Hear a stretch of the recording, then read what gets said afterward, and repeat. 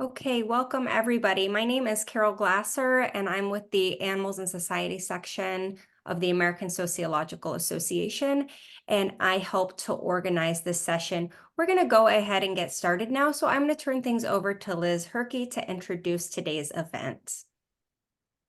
Thanks, Carol. I'm Liz Herkey, and I'm with the Animals and Society Institute. And on behalf of myself and Carol, we want to welcome you to today's colloquium.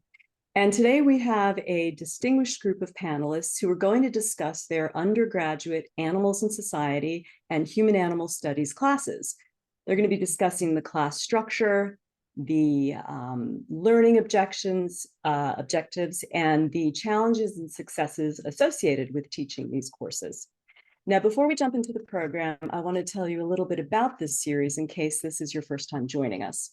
The series is the brainchild of Carol Glasser, and it's a joint project between the Animals and Society section of the American Sociological Association and the Animals and Society Institute.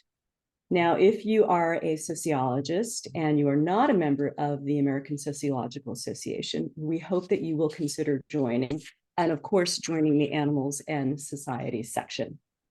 Now, for those of you who are not familiar with the Animals and Society Institute, ASI is dedicated to furthering the field of human-animal studies as it concerns the complex relationship between humans and other animals. ASI has 2 managed academic journals, a book series on human-animal studies, and loads of resources for scholars, researchers, faculty, and mental health professionals on our website. And our resources also include a database of HAS-related academic programs. Our HAS director, Gala Argent, produces a monthly report that is chock full of information about the field, all kinds of news, conferences, publications, calls for papers, job opportunities, and grant funding. And we'll put links to these resources in the chat for you. So we encourage everyone, non-academics or academics of any discipline, to sign up for the newsletter. It's a valuable resource, and we hope you'll check it out along with all of the resources on the website. So on to today's talk. As a reminder, Carol will be monitoring the chat, so if you prefer to ask your question that way, please do. And we will hold off on all questions until after the panel. So without further ado, I'm very pleased to introduce our panelists, although I'm going to introduce them quite briefly, and they will tell each of us more about their background and work. So our distinguished panelists today are Seven Mattis, who is an assistant professor at the Center for Integrative Studies at Michigan State University. We're also joined by Margo DeMello, an assistant professor in the Department of Anthrozoology at Carroll College, and also Liz Cherry, a professor in the Division of Social Science and Communication at Manhattanville College. So thanks to each of you for being here and sharing your experience and your wisdom. And Seven, I'm going to turn the mic over to you. Thank you. It's nice to meet all of you, and I see a lot of awesome familiar faces here, so pleasure to see you all here. So yeah, my name's Seven Mattis, and I have a background in cultural anthropology, but now I'm very much in an interdisciplinary social science department, and it's a perfect fit. So what I'm going to be talking about today is a class that I've been teaching since 2019, and I teach it usually every fall semester, though more recently also in spring. So this is a large format freshman level interdisciplinary social science class at Michigan State University. So a big Midwestern land grant institution. But most importantly, it's a general education class. So the majority of the students who come into this class have no idea what it's about. They usually get like just automatically enrolled. And I usually have anywhere between 800 to 1,000 of these students in the fall, and then just 225 in the spring, because I just teach one section.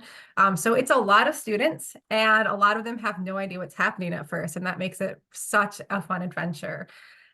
So one of the first things I do when they come to my class is ask them, how many of you guys signed up because you knew this class was about animals? And usually about 1/3 raise their hand because word has gotten out about what the class is. But the rest of them have no idea. And so, but I usually follow that up by saying, how many of you guys are excited the class is about animals? And usually most hands go up because it is a popular topic. Everybody has some sort of in for talking about animals in some form. So the point of this class is that we're going to be covering key social science concepts, but we do so through the lens of animal studies. So it's not necessarily a this is human animal studies class. It's a this is social science, but we're going to be looking at it outside of the human. And so it's a lot of fun. The books that I use for it are we kind of use a few chapters from the Samantha Hearn book, Humans and Other Animals. And we also read Ishmael by Daniel Quinn, which is just a classic for kind of thinking outside of our cultural box.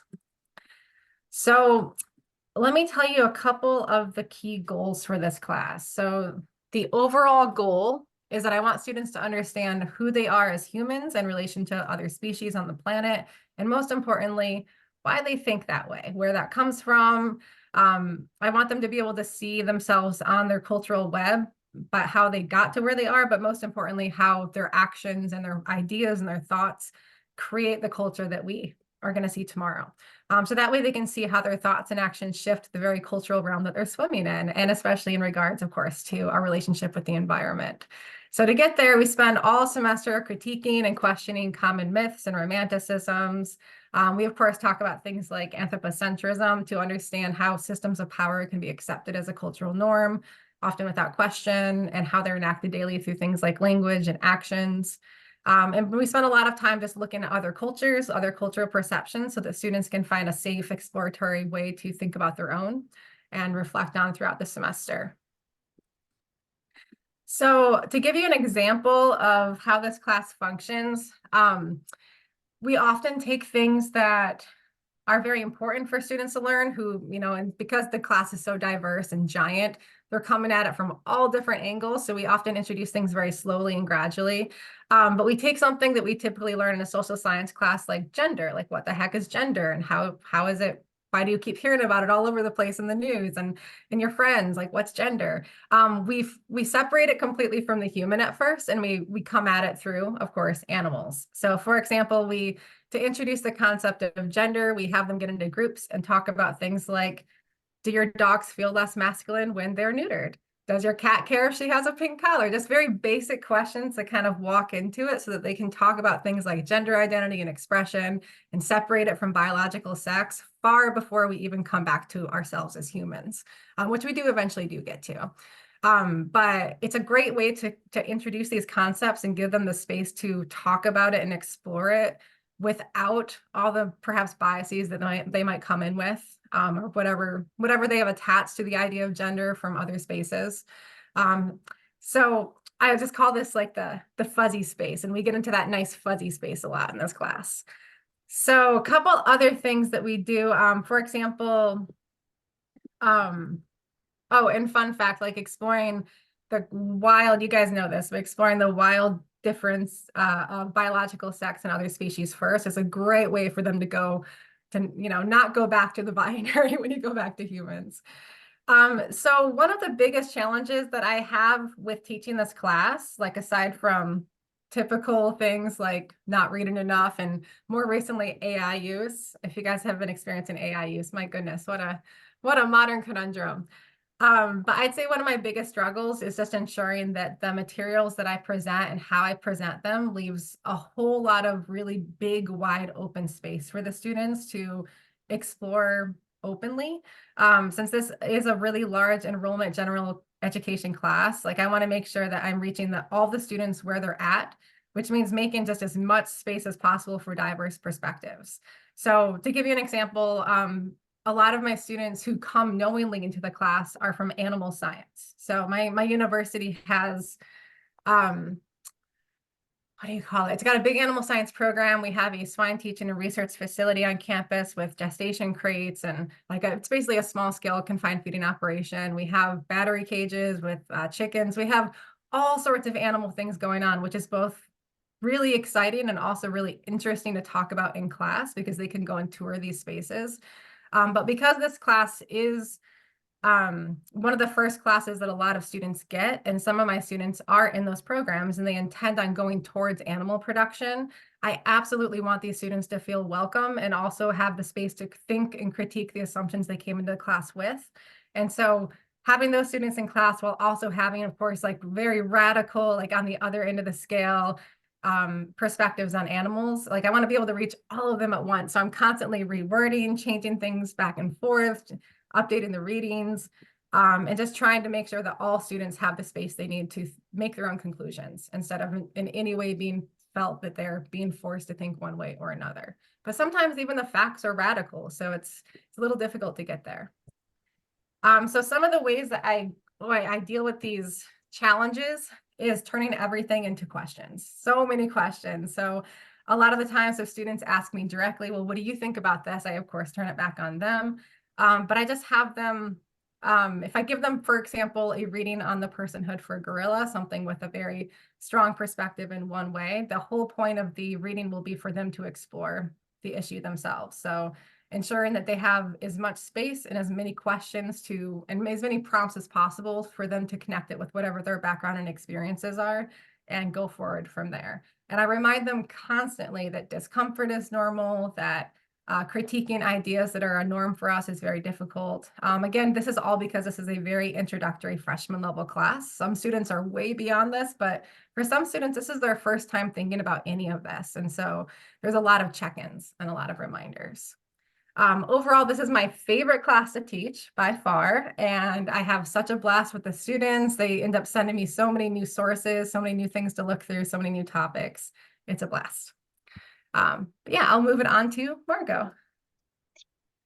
Well, hi, everybody. A lot of my experiences are pretty different from Seven's, even though we're both social scientists and come from sort of similar sort of learning environments. So I am in a small liberal arts school in Montana. It is one of the very first human animal studies anthrozoology programs in the world. It is unique in that it's got a super strong hands-on component, and the focus is on horses and on dogs. So my two other colleagues in our program were a small department, even though we're one of the biggest, we've got one of the biggest student populations on campus because we're a super attractive program. My two colleagues teach all of the dog stuff and all of the horse stuff, and I'm sort of the other person. I do the other stuff, and the stuff that I do is not anything hands-on. So it's the history, it's the social science, it's the cross-cultural stuff, it's the animals and pop culture stuff. So I get to do all of the stuff that I love, while around me are the kind of the more hands-on kind of things. So I started this job in the middle of COVID, in the middle of 2020, and that's super significant for my experience teaching here. That also coincided with a pretty kind of severe mental health break that I had right before COVID started, and then we all went into that isolation, and then I got this job.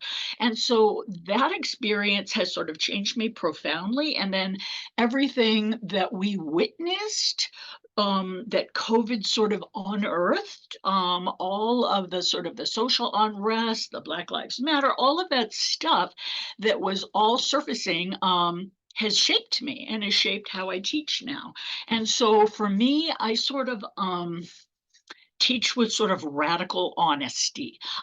Everything about myself is literally open to my students, partly because I'm not good at keeping it very well in, and I also realized that that was not good for me for most of my time. And it also gives me a different way to connect with these students. So demographically, small state in terms of population size, small school, we've only got about 1,000 students, which is crazy. That's how many students are in one of Seven's classes. And so our classes are like 20 to 30 students, never more than that. And I teach only anthrozoology students, except for one class. I teach one of the early kind of, we call them core classes that a bunch of departments do for like all the students. And I love that because that gives me access to the students who aren't already in our program, and I can get my tentacles into them. And so my values and my experiences are just radically different than those of my students, and more so than in any place else that I've ever taught. And so that's been sort of the biggest challenge. And that first year, and again, you know, that first year we're masked and everything is crazy. And I'm trying to sort of account for the fact that I am a person that's very different than the people who are here. And how does that even work? So that first year was very kind of difficult for me. But again, I am leaning into honesty. I am leaning into being as straightforward and open about my values and how I've come to those values, and how that is not something I'm trying to push onto any of my students, but we're all kind of going to be in this little journey together, about sort of questioning and interrogating everything around us and everything that we've always sort of assumed. It's, you know, it's all about deconstruction in my classes. And for some of the students, I know how I teach is different, but I feel like I've been adapting to them just as they have been adapting to me. One of the comments that I got a lot on my teaching evaluations from that first year were that my slides are way too full of information.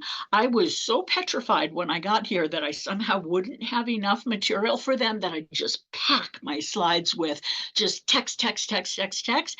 And once I got those comments, and I sort of took a step back, and I realized that is absolutely true. And so I've completely sort of changed my slides and sort of how I rely on kind of facts.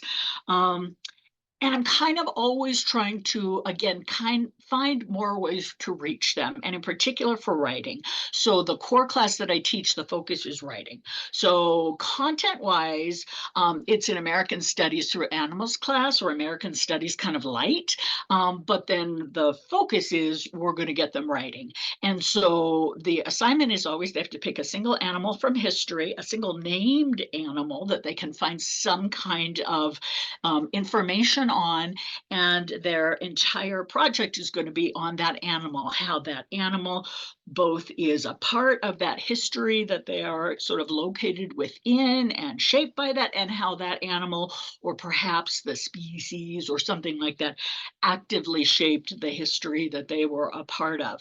And so it's sort of about telling stories. And I use art. This is another thing that has changed for me since I got here, and since COVID and all of this stuff happened, is I'm using art in my personal life, and I'm bringing it into my classroom. And so here's how I'm sort of trying to do things like that. So that class, my writing class, where they're all working on their papers, and again, they come from different backgrounds. A lot of them are pre-med, pre-vet, and so they write a very specific way, right? It's third person, it's passive voice, it's no opinions, and so I challenge every single piece of that. And again, I'm telling them that we're telling stories. And so one thing that I did this semester that I hadn't done before, my monster book just came out this year, and it's just a bunch of essays on individual monsters. And so I took a bunch of those monsters, printed them out, and then cut up all of those stories, cut them all into little bits, and then I just threw a big old pile of bits of paper. And I assigned each student a monster, and they had to find all the bits of paper that relate to their creature, and then recreate either the story that I told, or perhaps a different story about them. And we did that. I thought we were only going to do it for a day. We spent an entire week doing that. It was a bunch of fun. And again, it was a way to get them thinking differently about how do you tell about a historical event, but not through the lens that we typically do, not through the dates or the kings and the queens or the wars, but through the lived experiences of those on the bottom. And so I'm just constantly, like Seven, I'm constantly sort of trying to reach as many students as I can, and knowing that they come from such a different background than me, largely rural, working with animals in a way that is very foreign to my experiences, and just trying to sort of pull that in, and then also give them alternative perspectives. It's both challenging, and it has been incredible, just incredible. And so, like, I guess one of my take homes is that how you teach in San Francisco cannot be how you teach in Montana. because you have to be able to adapt to whatever is happening.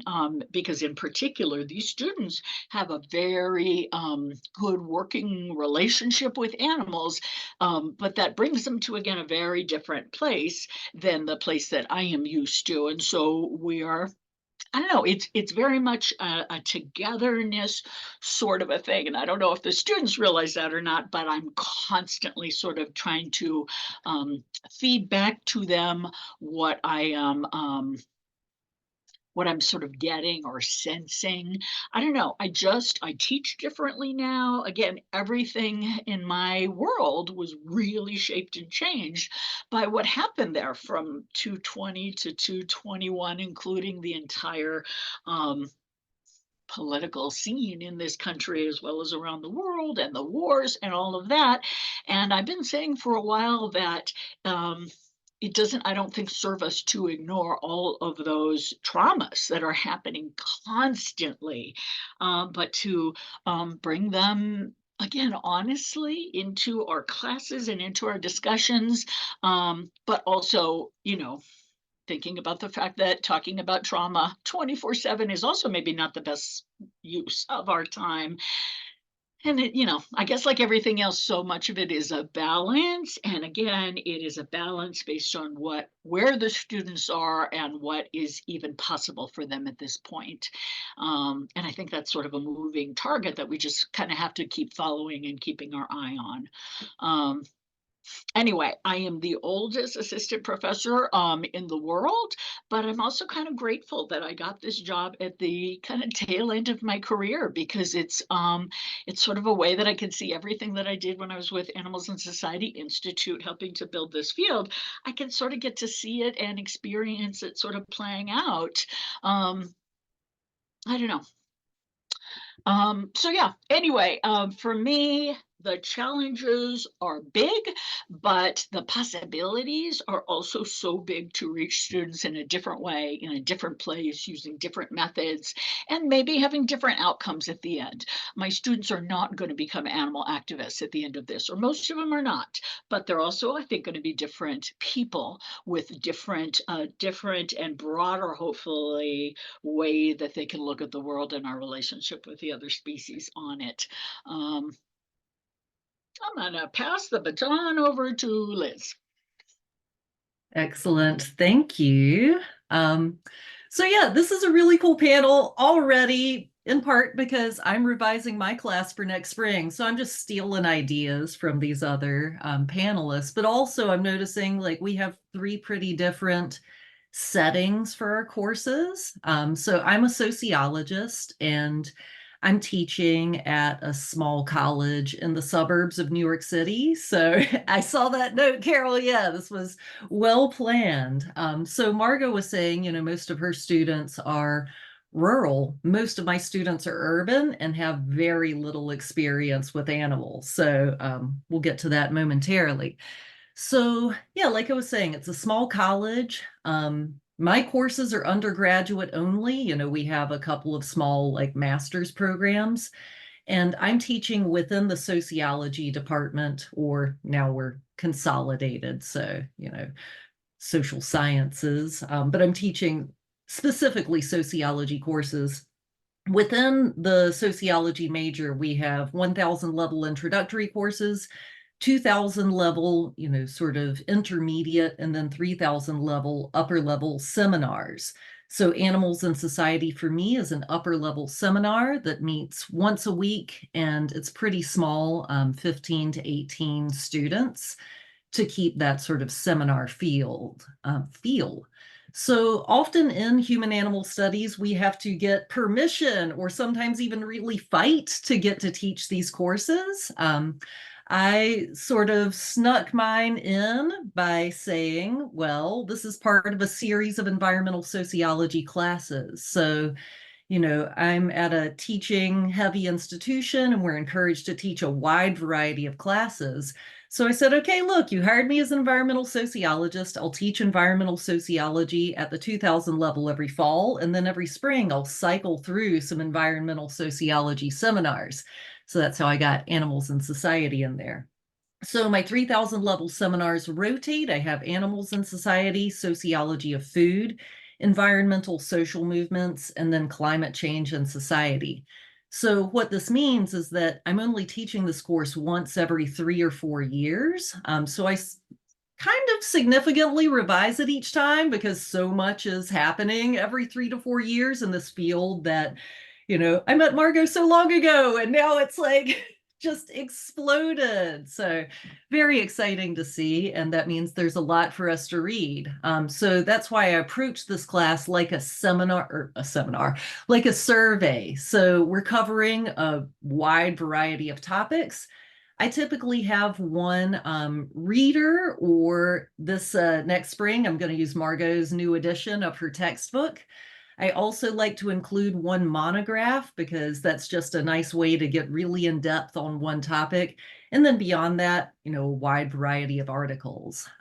So the last time I taught it, I did include my own book on bird watching because I could, but also it was fun. And also I gave it to them for free. I feel obligated to add. No, don't make them, pay my royalties, so to speak. That allowed us to, do some things on campus that, I think the students had never experienced before, like walk around campus and go bird watching. It's a small campus. It's kind of insular and not really easily accessible by public transportation. So we don't get a lot of like guest speakers. I do some Zoom guest speakers, but we don't have like all of this sort of large animal like research facilities going on like at Michigan State. So it's like, all right, what do we have? We have a beautiful campus. Let's go look at birds. So yeah, that was, I think, a pretty fun addition. I think I'm going to keep that. So we were asked to talk about our goals. And, I think a lot of us have very similar goals, like getting students to think about animals in historical perspective, the structure of how we use animals in this society, the critical approaches that are often missing from, sort of popular culture assessments of animals. Within sociology, of course, I'm trying to incorporate these different, sociological concepts, but also, I think we're all hitting on things like anthropocentrism, sort of the cultural tools or, guidelines that we have for understanding our relationships with animals.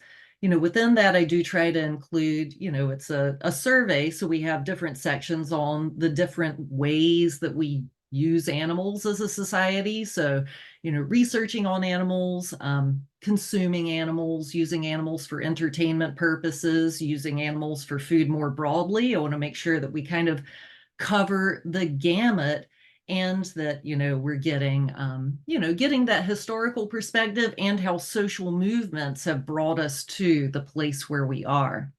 So within that, the biggest challenge that I face is that students really come to the class only having experience with animals as companion animals. That's generally people's primary, sort of relationship that brings them to the course. But I was surprised to find, at least the level of experience that my students had with other relationships was very minimal. So, students are purposefully taking this class because they love their companion animals. That's always a good place to begin.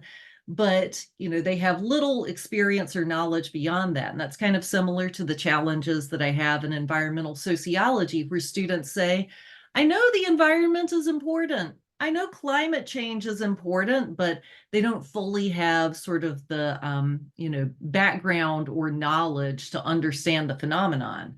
So what I make sure that I do in each class, kind of like Margo was saying, you got to bring a lot of facts to the table. You have to, or at least I have to, make sure that I'm providing empirical facts, empirical cases about environmental and animal issues. We can't just have a primarily theoretical or conceptual discussion. So often that is, of course, included in the readings that we have, but I try to make sure to give something that they can, grasp onto and analyze rather than assuming, of course, they're going to know about the history of, SeaWorld, for example.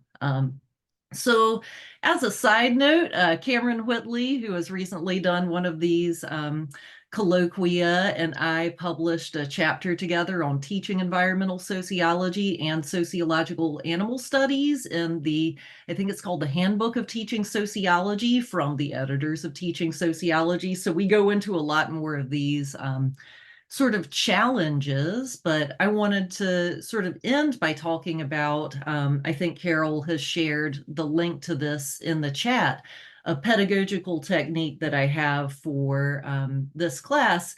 And it's actually pretty general. I think it could work in any classes. And originally it was designed with a co-author and I for, in my classes, teaching theory, and in her classes, teaching race and immigration. So how do you get into like reading heavy or perhaps kind of controversial readings and ensure that students are getting something out of the reading? So this is something Seven mentioned, students aren't always reading. So I just make it part of their grade. At this point, it's 20% of their grade to come into class each week with a reading preparation sheet.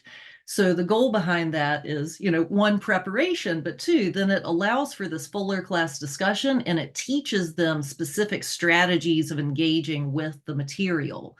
So, on those preparation sheets, they cycle through all of the different roles and they each have different ways of engaging with material. So the discussion leader, the goal is, get the big picture of the reading and be able to, sort of articulate that and guide the class through the discussion. The passage master chooses the most important passages. The creative connector takes some of the key areas of the readings and connects them to, maybe issues in popular culture or current events or just their own life. It's creative, connect it to anything. Limit seeker in the article, so the link that Carroll included also has the original 2011 teaching sociology article that my co-author and I wrote on this activity. In that, it was called Devil's Advocate. I changed it for a variety of reasons, so now it's limit seeker. What are the limits of the reading? What can it not discuss so that they're not feeling like they have to critique like Karl Marx, whatever. And for these seminars, I also include this, paragraph completion exercise in case they just, need a security blanket to get them through the week. But by doing this, basically this is like a 2.5-hour class. So the first hour is student-led discussion where they know they are responsible for, really delving into the readings. And then, beyond that, we just have a more open class discussion. So I will end there and look forward to, hearing from everyone else. All right. Thank you so much, everybody. That was really great information from all of you, and hopefully everyone in the audience, if you're already at an institution, you found sort of where you fit, but I'm sure you got good ideas from all of the panelists. The chat is super active. So a lot of people are sharing resources in the chat. I will try my very best to consolidate these after the talk, and when I send out the recording from this talk, I'll try to send that along as well, but you all are on fire, so hopefully I won't miss too much. So I will start with a question in the chat, and then those of you who have additional questions can start putting them in the chat or raising your hands, and I'll try to take them in the right order. But there's a lot of questions about resources and books that you all are using. So specific things that you assign. Of course, we've already mentioned Liz's book. A number of people posted Margo's book in the chat. Seven mentioned a couple readings, but I wonder if you could each maybe quickly say some of the key main materials that you use. I think I probably teach the most animal classes out of the group here, because again, I am so lucky that I get to work in a place where that is all we do. We do use my book and Hal Herzog's in the intro class. I know a lot of people use that. In fact, I just saw somebody wrote that there's a new edition of it, which I did not know. We also use Aubrey Fine's big edited collection on animal assisted stuff in our intro class, but we're probably going to switch that to Fine, and a couple of other editors have a bigger new book coming out that is way more broad in scope, another reader, and we're probably going to add that in. I also use Samantha Hearn in my cross-cultural class. I use a couple of the really good books on animals through American history in my history class. And then we did a little fundraising recently, and I'm about to buy the whole set of the Reaction series, animal series books, because I'm just desperate to create assignments using those. Bob, I saw that you have done that at EKU, and I've seen a few other people have done it, which also brings me to another question I just saw real quick, which is plagiarizing other people's syllabi. Like, I don't know how other people feel, but like, that's how you start. You have to start by taking information from other people's syllabi that's online. Like, for me, that's not an issue. I'd be curious if anybody else has an issue about that. Seven. Yeah, so so we were talking about movies as well as books up there. So I mentioned I have my students read Ishmael by Daniel Quinn as kind of a background as we go through things that connects to a lot of the other things we cover as we go through. But I do pull from The Animals Reader by Kalof and Fitzgerald, from Margo DeMello's book, of course. And we also watch the movie Okja when we cover consuming animals. We watch the movie Pompoko. They did that as a group activity, which is a Studio Ghibli movie. It's fantastic. Highly recommend. It doesn't get enough watch. We also watch Unlocking the Cage, which is Stephen Wise's animal rights. What is that? What's that called? I always forget the name of it, but the Animal Rights Project, where he talks about the personhood of primates. And then later on in the semester, we watched the film 13th to talk about animality and race, which the students really pick up on. But there's so many new sources out there. I should say, like, I update every semester. There's just so many. Yeah, and I can't remember if anyone mentioned this one as well, but Between the Species, the Arlequin Sanders reader, that's the one that I used for a couple of years, because then you have, basically short excerpts from like half the people who are on this Zoom call right now. It's a very good coverage. And I do focus, a lot on sociologists, because it is a sociology class. So, Leslie Irvine, students actually really love. I was just looking at my old syllabus. I have a reading from Carroll about sexist advertising and speciesist imagery. Like, they loved sort of deconstructing images like that. And I incorporate a lot of social movement studies into my classes. So I highly recommend If a Tree Falls. I think the subtitle says A Story of the Earth Liberation Front, but it's also the Animal Liberation Front, and about the shack activist. And students' minds are absolutely blown by, the federal government calling environmental and animal rights activists terrorists. In a different class, I do assign Will Potter's book. In this class, I use some of oh gosh, now I'm spacing on it, but I'll find it, the sociologist who has written about this as well. So yeah, I think Red. use Will Potter's Green is the New Red, and then David Pello, Total Liberation. I use some of that as well. So yeah, I think but like everyone said, the readings, everyone keeps writing more. So we're always sort of, cycling through. Yeah. Okay, Also, so on the film front, I just want to mention, I'm sure everybody already is using film clips or, news spots and all that kind of stuff, but TikTok, which I kind of have a strong bias towards, I've been on it a lot, and but it's a great place to have examples of creative interspecies existence. Like, there's some really interesting stuff on there that you kind of have to search for, or you just find it randomly, like a woman who's got a whole community of crows that follows her around wherever she goes, like things like that just are the kinds of things. They're short and you put them up and they really can generate interesting discussion. I agree with that. My students talked a whole lot about Bunny the talking dog, which Yeah, is on TikTok, as whether or not it's evidence that dogs have depression. It was a great yeah. discussion. Yeah, you should look for Steve the cat. Steve is very insistent with his buttons. Look up Steve. And maybe you can crowdsource some of that from your students one semester and then use it the next, right? So a question, there's a lot of questions here. I'm going to accidentally skip some questions, and I'm very sorry to all of you if I do that. But a theme that I've seen pop up a couple times is this question about what you do, how you handle differing perspectives, and how you handle that respectfully. And disagreements that come up in the classroom. So I sort of didn't really clearly get the questions worded as nicely as people put in the chat, but there were a few of those. So I wonder if you could all take a turn in sort of talking about that challenge that we all face when we teach these kinds of classes.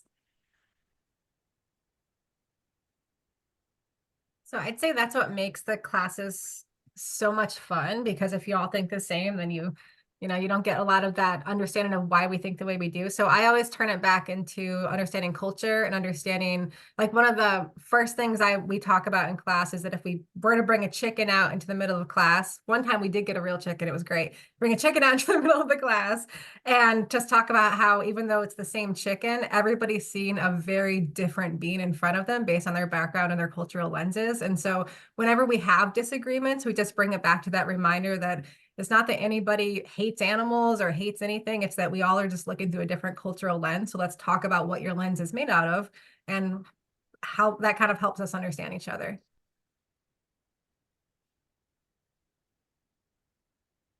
I'll just jump in and say, first off, I love that with the chicken. And that is part of why I'm also so upfront about my practices and my values, because it's, to me, an open door to, because I think my initial strategy was, oops, I'm just going to keep like all of my stuff in because it's not going to be welcome or accepted here. But to me, it's the door that opens so that then we can see, to Seven's point, again, the context. How is it that we develop those practices? Because none of this stuff happens in a vacuum, and it's all, everything that we have come to be, shaped by everything around us. But again, breaking that down and interrogating it is so absolutely key. And again, I think that honesty has to be a part of it, and that you have to be open about your perspective. Otherwise, people are going to just accuse you of, well, she's got a bias and it's a hidden bias and blah, blah, blah. Well, I do have biases, but they're pretty much out there, so that at least we can grapple with them. Yeah, I think I have a similar approach, unlike Seven and Margo, my school doesn't have sort of, animal research facilities built into it. So, we don't have, I think, that level of disagreement within the classroom. It's more, students who had never thought about their cultural background when it comes to their relationship with animals. So like Margo, very upfront, I say I grew up on a farm, like this is how we grew up sort of thinking about animals, and then, surprise, became vegan animal rights, and like this is where I'm coming from. So, helping trace my own sort of changing of thinking. That said, it was a tobacco farm, not not animals. But yeah, I think you all probably have bigger potential disagreements in the classroom as far as your students go, who might be in, a veterinary program, or in, a sort of equine management program that, we really don't have. So I think for me, it's more of the, ignorance. And I mean that in the truest sense of the term. Like they just never thought about animals beyond their cats and dogs. So, when we start talking about new topics, that often brings things up that students hadn't considered before. But yeah, leading them through, like Seven was saying, and Margo too. So yeah, fingers crossed it goes as smoothly with everyone else's classes. I just have to add one more thing in, which is, again, the starting with yourself and your values that allows you to interrogate those. Because I've been in the animal rescue world now for 40 years, the animal rights world less so, but for a good part of my adult life. And I'm now able to sort of look at that with a more critical focus, look at the problems. The animal rescue community is just rife with problems. And by the way, back to films, a film you might be interested in to show in your class, it's called For the Birds, and it's on a chicken hoarder, but it kind of clearly shows a lot of the ways that animal activists, in this case it was animal sanctuary workers, how they negotiate all of the shit that they have to deal with, and the way that comes out sometimes is not good. It's not necessarily ethical, even if the goal is saving the animals. And I think those are, again, honest discussions that it's time that we start having. And I'm a good person to have those because that is my community and my world. And to be able to see the problems for what they are, I think is important. I think it's, again, important just to be honest about all of that. We have a question in here that is just, it's a question just if you've heard of it. If you have heard of it, maybe you could expand on how you utilize it. But there's a question if you've ever heard of animal-centered design. Heard of it, but it's nothing I know anything about. I don't know if the person who, I think it was Louisa who asked that, wants to speak up and maybe clarify what they were thinking with that. Hi, yes, thank you. My background is in industrial design, and I worked with humans for many, many years, designing products and services, anything from toothbrushes to garage door openers, appliances, to what it is like to go to a bank. And 10 years ago, I started developing animal-centered design. I have a PhD in animal-computer interaction, and I'm really trying to legitimize animals as users of products and services. So think of the pet care industry, the veterinary industry, even cattle management systems. These are all objects designed by humans for animal use, yet the perspective that they're designed from is the human's needs. So I've been trying to kind of say, no, it is our responsibility to design from the animal's point of view, which brings a lot of really interesting questions of whether or not you can actually do that for another species. But it becomes a really good activity, and it brings out biases a lot. And so, yeah, so my goal is for there, just as there's car designers, fashion designers, product designers, for there to be animal designers. But I am yet to find an institution that is interested in something like this, because the design world, not so much, but the veterinary world. So it's this in between. So that's why I brought it up. I would love to have you be a guest speaker in one of my classes. That's such a terrific angle. Yeah, and if you have a reading, maybe pop it in the chat so we can all start including in our classes. We have a question from Robert. Me? Yes, you, Robert. Robert Kirk. Okay. Sorry, it's not a question, it's a response, and I wouldn't be able to give you any names, but many years ago, there was a group at Open University in the UK who were very interested in, you know them, maybe? That's where I got my PhD.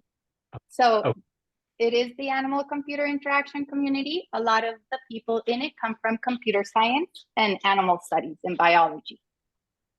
Yeah. But thank you so much. Okay. We still have 10 minutes left. If I am missing a question in the chat, I know I'm missing questions in the chat. I usually do not have this hard of a time keeping track, but there's so much going on here. Okay, here's a question.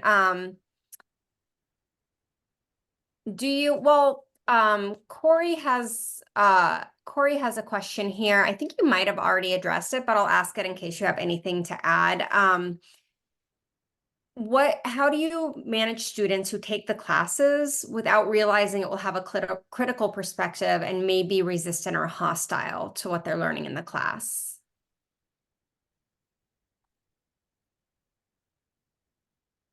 For me, I don't think that's such an issue because it's so clear that our classes and our program, what we do here, although I'm sure there's a lot of things that surprise them.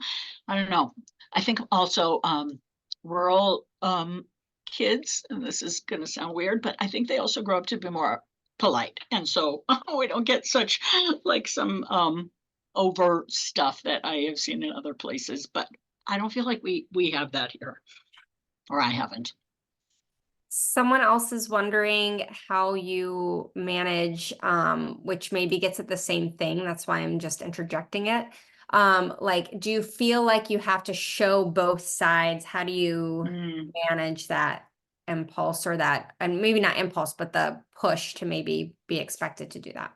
So I feel like because my class does have a lot of students who have no idea what the class is about, the most hostility that tends to come up is not really about the animal related topics, but because a lot of it connects into religion. And so that does come up. And so we just talk about it. And I make it very much a point in class that whenever religion is talked about, we talk about religions and talk about different perspectives. And just to make it clear to those students that there are many religions represented in the class, and to try to think outside of that box, but also, you know, the acknowledgement that a lot of this class is about putting your critical thinking hats on and thinking outside of what you're used to, and it's completely fine to be uncomfortable. But I've never had direct hostility, just a lot of resistance to anything that goes outside of the religious boundaries. Yeah, I would say similarly, you know, I think I have a self-selecting group of students, you know, they're taking the class because they want it. I think I get more hostility in like my introduction to sociology class, which I think is kind of more like sevens, you know, where they, you know, really bristle at learning about, you know, inequality. So I just remind them, you know, the whole job is to question the status quo, like how did we get here and what comprises it? So yeah, but I think I might be, you know, a lucky outlier in in terms of the animals classes where it's generally students who really want to be there, and then they're surprised that we're going to learn about more than just companion animals. So And Liz, I've seen the same thing, by the way, with the so I bring in you know, intersectionality into my classes as much as I possibly can. And sometimes that's the problem. You're right. It's not the animal thing, it's the thinking outside of the white middle class privilege box to the experiences of other people. And that sometimes is the hard thing. Well, and actually thinking about something you said where, you know, those of us who have studied perhaps or worked in, you know, animal rights or conservation or any kind of, you know, animal related movement, I'm not presenting information on these movements as if everything is rosy and perfect and this is the solution to life. You know, we actually spend a lot of time critiquing the ways that, you know, movements have worked. So I think that provides another perspective, but it's you know, not yay for eating animals at McDonald's, which I guess maybe some students might want. So yeah. Yeah, I think there's certain places where the both sides is absolutely what you need to do. And then there's certain places where I guess everybody's going to have a different line. But like when we talk about extinction and we talk about the Anthropocene and that stuff, like that's kind of where I'm not even going to bother with an other side. There is no other side. I think that's the only place where like my line in the sand is very clear right there. Yeah, I agree with that. Some of the best lessons that I have are the ones where there's not really a clear question. And for example, our last lesson is bringing everything in to talk about whether or not the whaling moratorium that we have here is a form of cultural imperialism. And students have a lot of fun looking at all the different angles to that. And you know, making it very clear that we're not here to talk about whether or not you should hunt whales, but who should decide. And it gets at a lot of things, and it really opens it up for space to explore how they feel about all these different issues. And I don't have a direct answer on it, which makes it more fun for me. Because I'm like, I don't know where I stand. Where do you guys stand? Right. Yeah. We have about 5 minutes left, so we'll take our last question from Robert. Apologize, I don't really have a question, just dealing with the issue of more than two sides. I mean, one thing that always comes up is there's so many sides to any Right. I see that Brian Nichols also made the same comment. I just feel like it's, constantly I'm amazed at how many sides there are. And the students are very good at coming up with those because they present their side and it's slightly different from someone else's, which is slightly different from someone else's. And I think that, one thing we make jokes about in the class is, well, now that we've solved all the world's problems, because it is one of those things where you're discussing and discussing and discussing. And at a certain point, they get sort of overload, like, well, what are we going to do? And so we talk about things you can do. But it's mainly to get them to be thinking. And it is good, I think, to get them to realize there's more than two sides. There's so many sides to Mhm. every issue. So anyway, thank you. I'm going to use my privilege as the moderator here to jump in here and say that I think that this issue might really differ depending on your geographical context and also the level of class you're teaching to. Seven and I are both in the Midwest, well, and Margo, and students in the Midwest, in my experience, I used to teach in Los Angeles, and just the way conversations happen are just so different.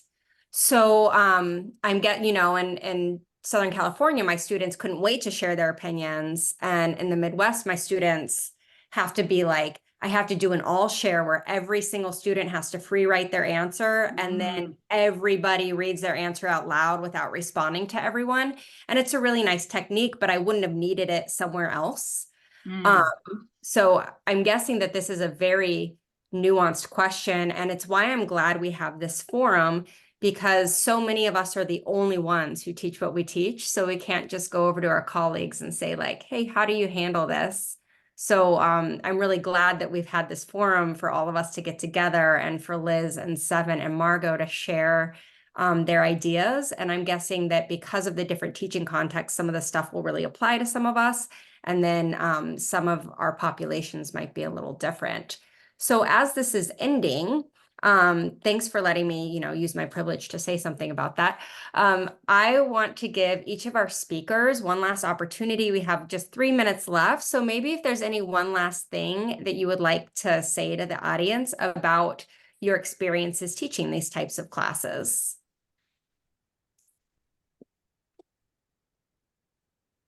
I'll just go one by one. Let's do reverse order from how we started. So Liz. Yeah, so one, I would love a copy of the chat because I didn't really get to follow it. But it sounded like a lot of people had sort of questions about negative experiences in the classroom.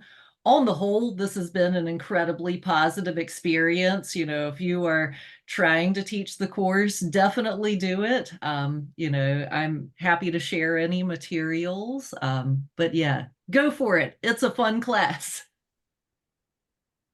I'm going to say anybody who wants anything that I use, my PowerPoints, any of that, I'm happy to share it because again, that's how I got started. When I got started, obviously it was before ASI had all of their resources up because I put them up.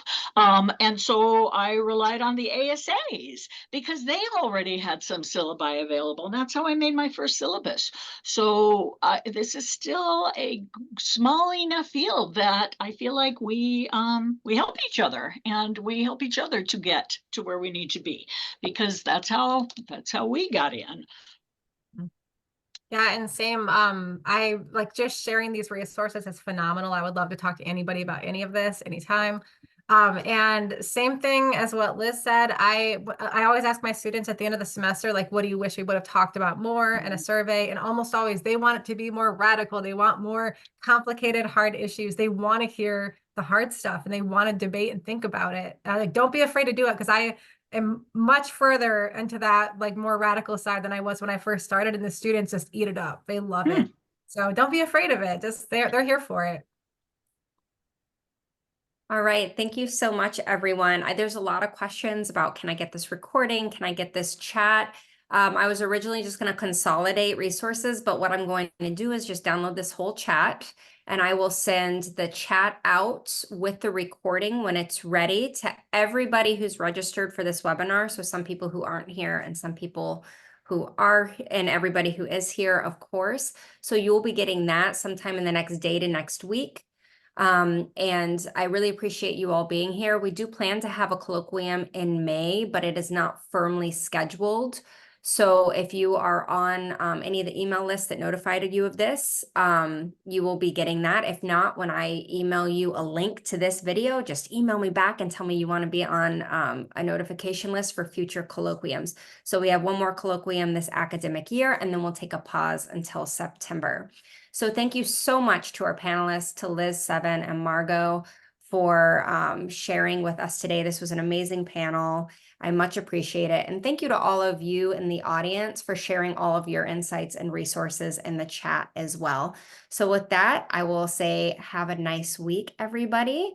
And I hope that those of you who are teaching have a good time in finals, since I know those are coming up. Bye.